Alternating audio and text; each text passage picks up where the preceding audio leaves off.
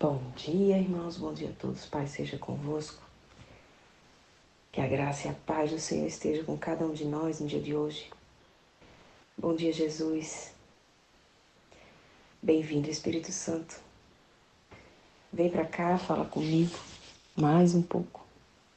Nos conduz na tua palavra, traz o entendimento e, acima de tudo, nos conduz hoje à tua vontade, Pai.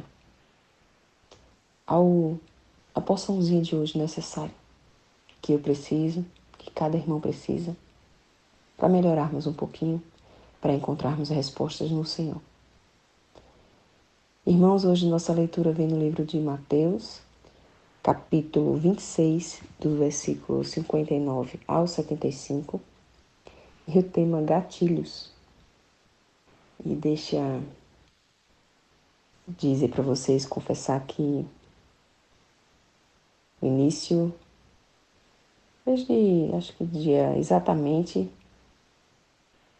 dia 13 de setembro agora, que eu venho pensando, buscando na memória gatilhos. Vê que interessante, né? Como o Senhor traz as respostas. A gente nem imagina que vem assim, tão nítido. Mas esse mês eu venho realmente questionado muito a Deus sobre quais os gatilhos. Qual o gatilho que me faz estar como estou, chegar onde cheguei, fazer o que faço, né? No meu caso, até das minhas dores, como eu falei. Então eu venho realmente perguntando ao Senhor que Ele me orientasse, me mostrasse qual era o gatilho. E aí o Senhor vinha assim de uma forma tão linda, num devocional, e traz respostas. Mas claro que vamos aprofundar, vamos pesquisar, buscar mais e entender qual é a vontade de Deus. Vamos à leitura, irmãos. Versículo 59. Aqui o contexto: Jesus havia sido preso, já estava diante o sumo sacerdote lá com Caifás, já estava na presença de mestres da lei, sendo perguntado, né? Não julgado, mas estava sendo questionado pelas coisas que havia sido dita que ele vinha fazendo, né? Então Jesus aqui estava preso, já começando os seus açoites, né? Então vamos à leitura. Os chefes dos sacerdotes de todo o sinédrio estavam procurando um depoimento falso contra Jesus, para que pudessem condená-lo à morte. Mas nada encontraram, embora se apresentassem muitas falsas testemunhas. Finalmente, se apresentaram duas que declararam: este homem disse: sou capaz de destruir o santuário de Deus e reconstruí-lo em 3 dias. Então, o sumo sacerdote levantou-se e disse a Jesus: você não vai responder à acusação que estes lhe fazem? Mas Jesus permaneceu em silêncio. O sumo sacerdote lhe disse: exijo que você jure pelo Deus vivo, se você é o Cristo, o Filho de Deus. Diga-nos. Tu mesmo dissestes, respondeu Jesus. Mas eu digo a todos vós: chegará o dia em que vereis o Filho do Homem assentado à direita do Todo-Poderoso, vindo sobre as nuvens do céu.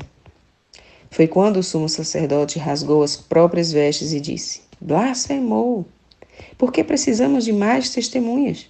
Vocês acabaram de ouvir a blasfêmia. O que acham? É réu de morte, responderam eles. Então, alguns lhes cuspiram o rosto e lhe deram murros, outros lhe davam tapas e diziam: profetize-nos, Cristo. Quem foi que lhe bateu?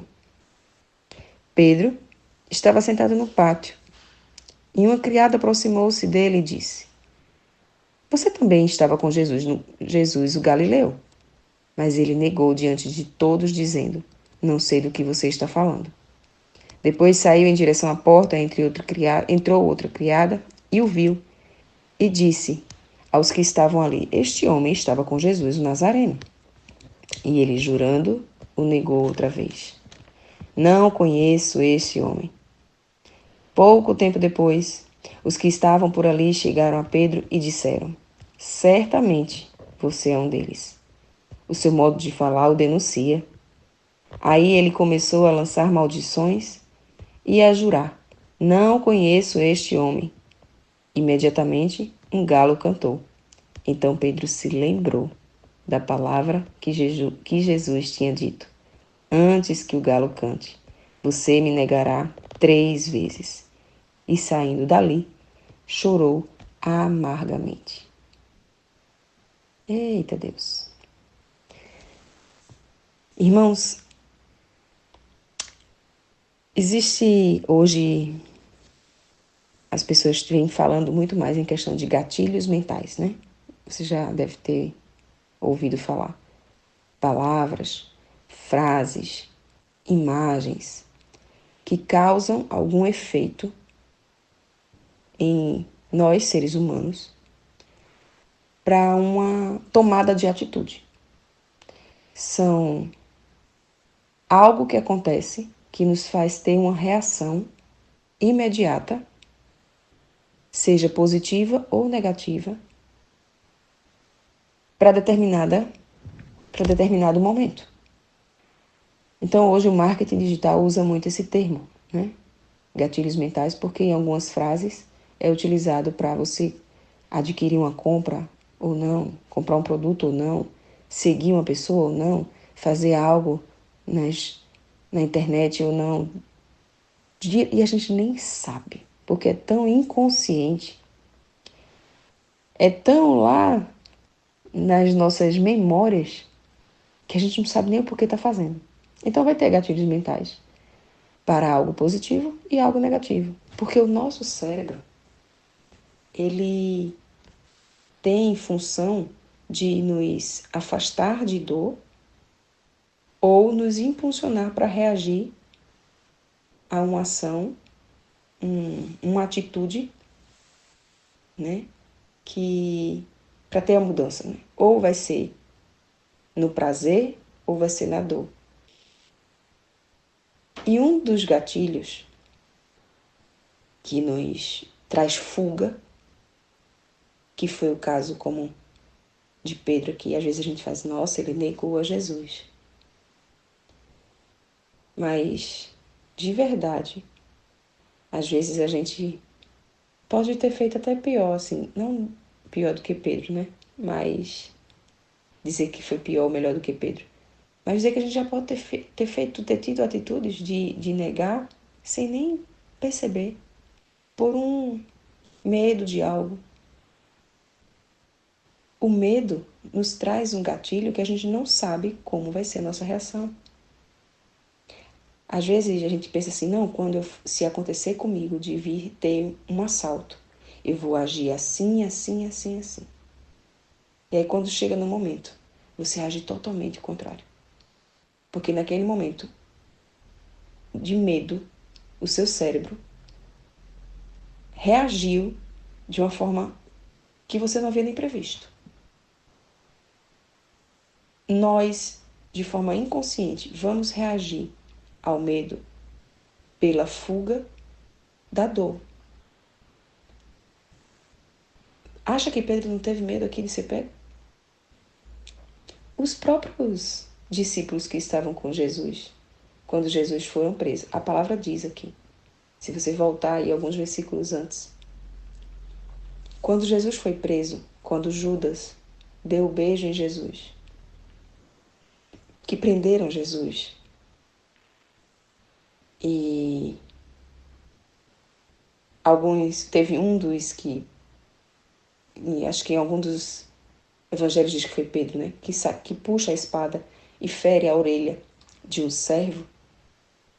Naquele momento que Jesus é resgatado, os discípulos que estavam com ele se afastam, fogem,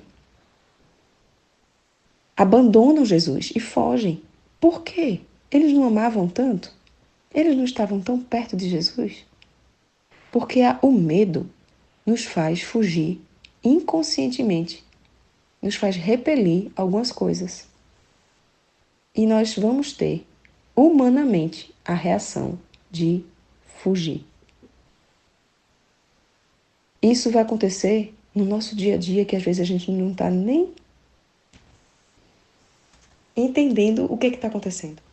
Mas o inconsciente, a mente, pode estar nos levando a consequências por coisas que nós temos de crença, de aprendizado, de traumas da nossa infância, da nossa vida.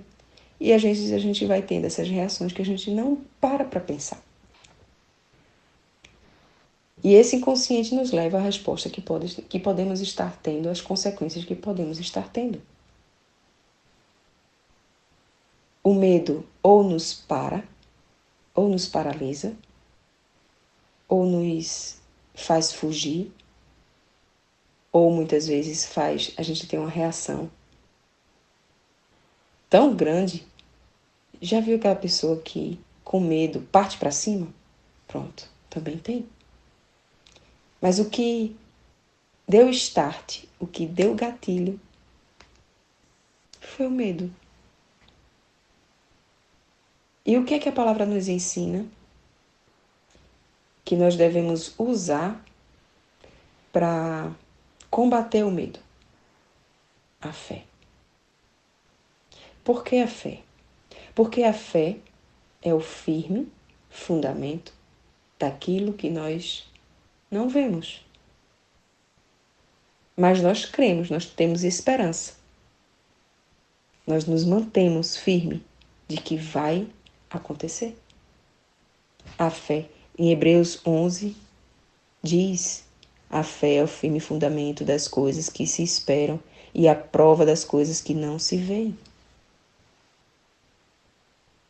Então, todos os dias a gente precisa colocar fé diante dos nossos medos.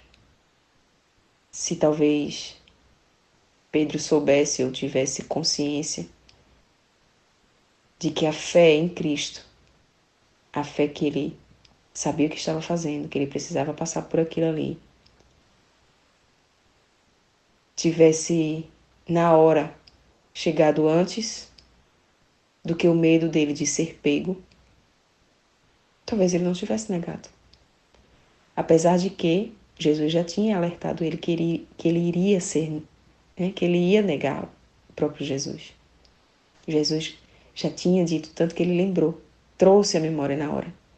Na hora, o gatilho foi lembrado. Ele lembrou do que Jesus tinha dito. E na nossa vida não vai ser diferente. A gente só vai precisar agora saber quais são os gatilhos que nos estão fazendo ter atitudes que hoje estamos tendo. Seja de medo, seja de fugir, seja de se esconder, seja de querer dormir. Dormir às vezes é uma fuga. Uma pessoa que come demais pode ser uma fuga. Agora, o porquê que está fugindo? O que é que está acontecendo por trás? É medo de quê? Está fugindo do quê? E diante do medo, que possamos sim encontrar no Senhor. Eita Deus! Encontrar no Senhor o que precisamos para nos fortalecer em fé e mudar a nossa mente. Isa, eu nunca mais vou ter medo? Não, o medo às vezes também é necessário. A gente vai ter medo. E o medo às vezes nos deixa num lugar seguro. O medo real, né?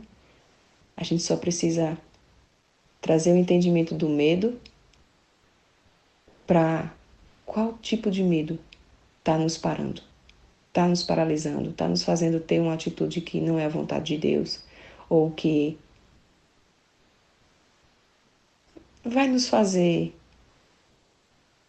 trazer consequências que nós não gostaríamos, como aqui de Pedro, que ele se arrepende e chora copiosamente e amargamente. Mas eu creio que o Senhor ainda vai tratar comigo, vai tratar com você e vai nos revelar sim, mais do que Ele já vem revelando a mim. Quais os gatilhos, quais as palavras, quais o momento, o que é que pode estar acontecendo no nosso dia a dia que está nos trazendo resultados indesejados ou até mesmo os bons. Poxa, está dando tudo certo, o que é que está acontecendo? Qual o gatilho que acionou? Porque tem gatilho de escassez, né? Tem o gatilho de você ter passado por problemas abusivos, então vai trazer algo de autoridade. Só procura estudar mais, buscar mais, que o Senhor vai trazer a resposta. Então vamos embora orar, irmãos. Eita Deus, fala mais, Senhor. Glorioso Deus, Pai querido, Pai amado, soberano Senhor. Meu Deus, obrigada. Obrigada pelas tuas respostas, obrigada pela tua perfeição. Obrigada por estar atento a cada um de nós. Obrigada, Pai, porque tu sabes de tudo que nós precisamos. E o Senhor entra na hora certa, no momento certo. Obrigada por nos amar tanto e não nos deixar sem respostas, sem o Senhor. Eu te agradeço, Pai. Acima de tudo, eu te agradeço. Porque o Senhor nos ampara em todo momento, o Senhor está conosco em todo momento. O Senhor não nos abandona. Até que nós percebamos os nossos erros, falhas, até os nossos medos, até que nós venhamos a cair em nós mesmos, cair em si, o Senhor permanece ao nosso lado. Perdoa-me, Pai, me desculpa. Até pelas coisas impensadas, até pelo que minha mente tenta me enganar, pelos meus erros, falhas, pelo medo que muitas vezes sou levada a duvidar, a questionar, mesmo sem querer. Mas se eu posso te pedir mais, Senhor, mais e mais e mais, aumenta a minha fé. Aumenta a minha fé. Para que cada vez mais eu venha encontrar no Senhor a certeza de que vai ficar tudo bem. Aquilo que espero, a minha esperança, permanecerá positiva diante de qualquer circunstância, de qualquer problema, diante de qualquer medo, que meus olhos permaneçam no Senhor. No que o Senhor é capaz, no que o Senhor faz, no que o Senhor fez. E essa certeza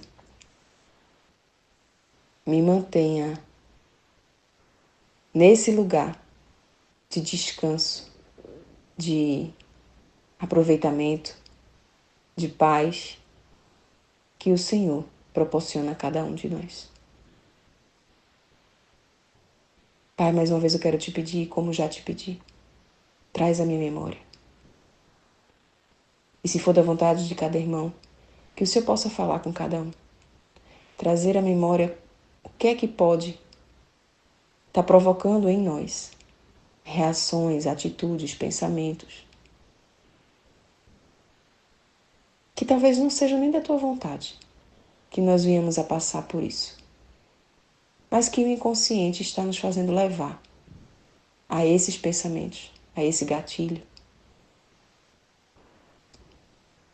Então nos traz a memória para que a gente venha lembrar, como o próprio Pedro lembrou, das coisas que o Senhor diz, e não do que os nossos medos, do que está em nós vai nos dizer.